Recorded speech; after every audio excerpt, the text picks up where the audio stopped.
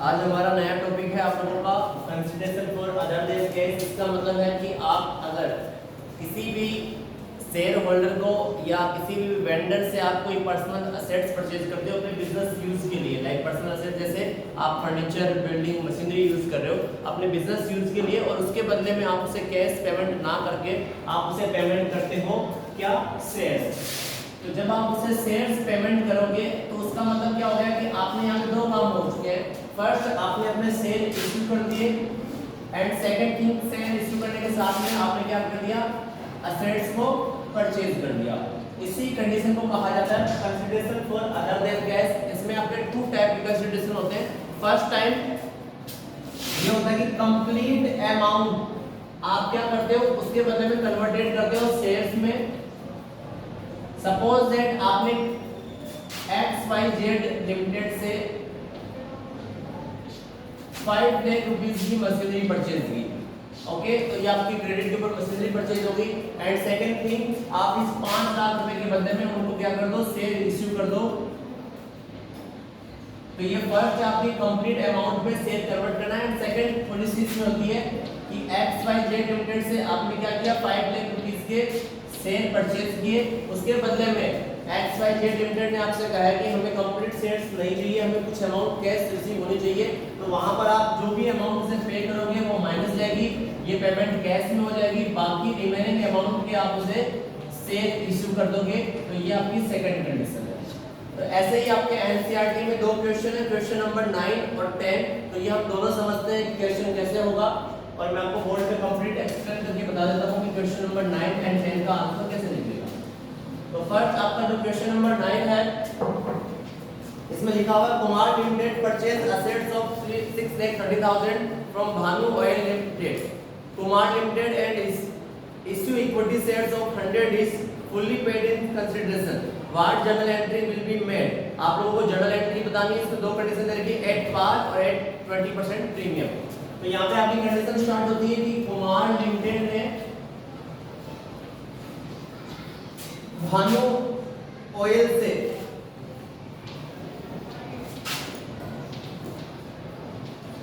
Assets purchase किए। अब यहाँ पर असेट्स का इंडिविजुअली नाम नहीं दे रखा है, तो आपके 6,30,000 की असेट्स होगी, और इसके बदले में 6,30,000 के बदले में आपने उसे क्या किया है, शेयर इश्यू किए।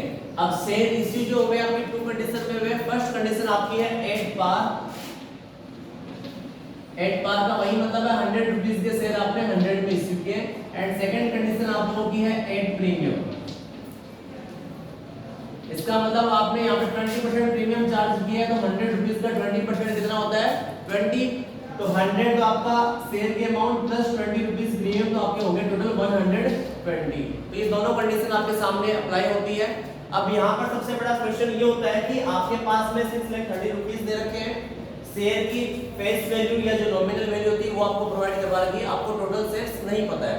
तो number of issue of shares के लिए फॉर्मूला होता है आपका परचेज कंसीडरेशन का, number of issue of shares, ये आपका फॉर्मूला है। इसका फॉर्मूला कंप्लीट होता है purchase consideration. Purchase consideration means जो आपने असेट्स परचेज की उसकी प्राइस, जो आपकी प्राइस है 6,30,000, 6,30,000 डिवाइड बाय आपका प्राइस ऑफ इश्यू शेयर्स। ये आपके शेयर इश्यू किए गए, उसकी प्राइस क्या, तो फेस वैल्यू इसकी 100 रुपीस है, तो डिवाइड कर दोगे आप 100 से, तो आपकी टोटल शेयर्स हो गए 6,300 शेयर आपने इश्यू किए। ये एट पार पे है। एट प्रीमियम पे हम देखते हैं, तो हमारे जो टोटल वैल्यू है 6,30,000 है, अपॉन हमारे पास 100 रुपीस का शेयर है प्लस 20 रुपीस प्रीमियम है, तो कितना हो गया आप लोगों का 120। तो आप लोगों के रिमेनिंग अमाउंट है, आपके टोटल शेयर निकल के आएंगे। शेयर कितने आ रहे हैं, 5,250 शेयर्स। ये आपके टोटल शेयर्स आएंगे कंप्लीट, और इसके हिसाब से आप जब ये जनरल एंट्री करोगे तो क्वेश्चन आपका ये बोर्ड पे कंप्लीट करवा देते हैं।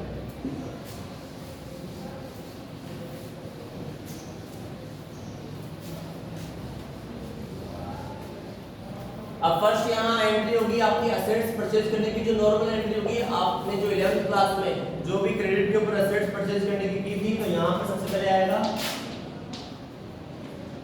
इन द बुक्स ऑफ, किसकी बुक्स में ये एंट्री हो रही है, कुमार लिमिटेड की।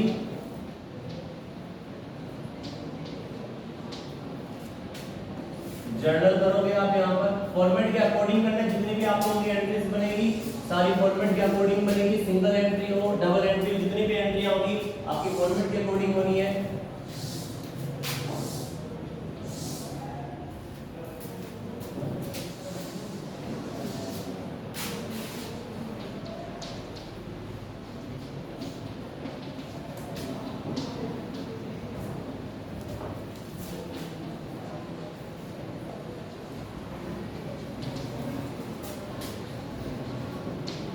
अब फर्स्ट जो ट्रांजैक्शन दे रखा है यहाँ पे आपके पास डेट मेंशन नहीं है, तो आपने जो असेट्स परचेज किए उस असेट्स का इंडिविजुअली नेम नहीं, तो आपकी एंट्री होगी असेट्स अकाउंट डेबिटेड टू, आपने किससे परचेज की है, आपकी पार्टी है सामने वाली, आपका जो क्रेडिटर है उसका नाम है भानु ऑयल लिमिटेड, तो टू भानु ऑयल लिमिटेड।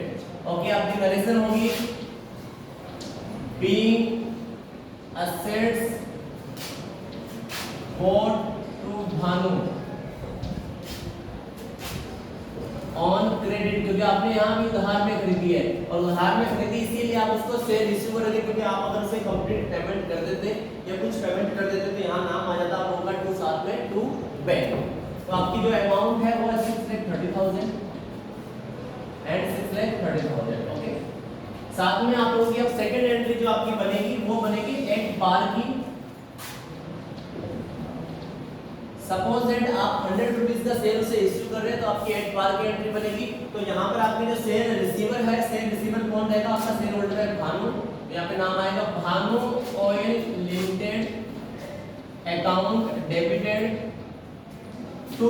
अब आपके पास में शेयर बता रखे हैं क्वेश्चन में कि कौन सा शेयर है, यहाँ कोई इंफॉर्मेशन नहीं है तो यहाँ पे नॉर्मली आएगा टू शेयर कैपिटल अकाउंट। अगर आपके पास में इंफॉर्मेशन प्रोवाइड होती तो आप इंफॉर्मेशन में लिखते हैं कि आपकी इक्विटी शेयर है या प्रेफरेंस शेयर है। तो आपकी अमाउंट है टोटल आपकी यहाँ आएगी 6,30,000 एंड 6,30,000।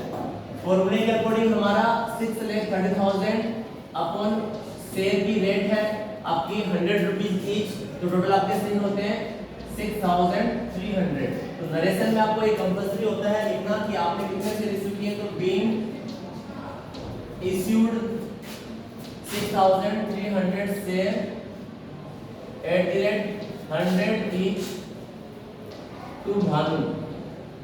अब इस नरेशन में आपको ये आइडेंटिफाई हो चुका कि आपके शेयर कितने 6,300 है, इसीलिए ये परचेज कंसिडरेशन का फॉर्मूला यूज किया जाता है, क्योंकि यहाँ पर आपके पास में सिर्फ क्वेश्चन में अमाउंट थी जो टोटल असेट्स की थी और साथ में आप लोगों के पास में जो शेयर्स की प्राइस थी जैसे फेस वैल्यू थी 100 रुपीज ये प्रोवाइड थी, ये नहीं दे रखा था कि आपने शेयर कितने इश्यू किए। ओके, अब आपने सेकंड अल्टरनेट आपको दे रखा है, कंडीशन दे रखी है कि अगर आपने ये शेयर है ये इश्यू किए होते हैं किस पे, आप लोगों ने प्रीमियम पे, तो सेकंड आपके साथ में रखते हैं एट प्रीमियम। तो एट प्रीमियम की आप लोगों की एंट्री बनेगी Bhanu oil limited account debited to share capital account और to securities premium account. Okay, ये आपकी एंट्री हो चुकी है। अब हमें ये आइडेंटिफाई करना है कि हमें भानु ऑयल लिमिटेड में कितनी अमाउंट दिखानी है। तो यहाँ पर टोटल अमाउंट हमारे पास में 6,30,000 की, तो भानु ऑयल लिमिटेड में 6,30,000 ही आएंगे, बट साथ में हमें ये आइडेंटिफाई भी करना पड़ेगा कि शेयर कैपिटल में कितनी अमाउंट आएगी, सिक्योरिटी प्रीमियम में कितनी अमाउंट आएगी एंड एक्चुअल शेयर्स की वैल्यू कितनी है। तो हम वही फॉर्मूला यूज करते हैं परचेज कंसीडरेशन का। तो परचेज कंसीडरेशन है 6,30,000 डिवाइड बाय 120। 120 कैसे आए, 100 रुपीज शेयर की वैल्यू प्लस 20 रुपीज आपका प्रीमियम। तो यहाँ पे 20% प्रीमियम दे रखा, तो आप इसे डिवाइड करो, कितना आ रहा है आप लोगों का, कितने शेयर्स आ रहे हैं 5,250। इसको डिवाइड करने पर आपका आंसर आ रहा है 5,250 आपके शेयर्स है।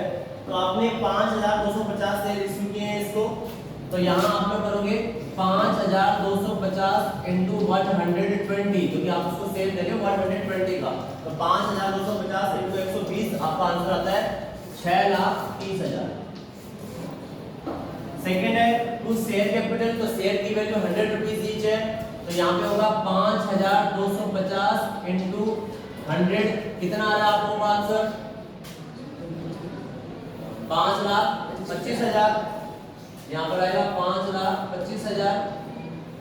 और तीसरा आपका पॉइंट रहेगा to security premium, security premium कितना चार्ज हुआ हमारा? तो 5,000, यहाँ मैं आपको कंप्लीटली एक्सप्लेन कर देता हूँ, 5,250 इंटू 20 रुपीज, तो यहाँ पर आपका आंसर आ रहा है 1,05,000 रुपए।